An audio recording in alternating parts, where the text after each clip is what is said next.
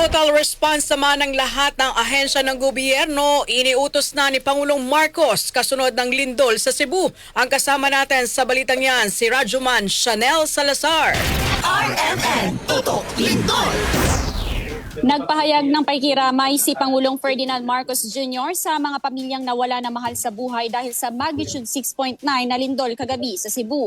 Ayon sa Pangulo, nakadeploy na sa mga apektadong lugar ang mga kalihim ng iba't ibang ahensya upang magbigay ng tulong at suriin ang pinsala. Ang DPWH ang nakatutok sa kaligtasan ng mga kalsada at tulay habang ang DOE ay kumikilos para maibalik ang supply ng kuryente. Nagpadala rin ng DOH ng karagdagang tauhan sa mga ospital at ang DSWD naman ay naghatid ng pagkain at iba pang ayuda. Kasama ang BFP sa Search and Rescue Operations at ang PNP ay nakatutok naman sa pagpapanatili ng kaayusan at pagtulong sa paglilikas. Pinamumunuan ng OCD at NDRAMC ang koordinasyon ng lahat na ahensya para sa mabilis na pagtugon. Kasabay nito, hinikayat ni Pangulong Marcos ang lahat na manatiling alerto at makinig sa abiso ng lokal na pamahalaan.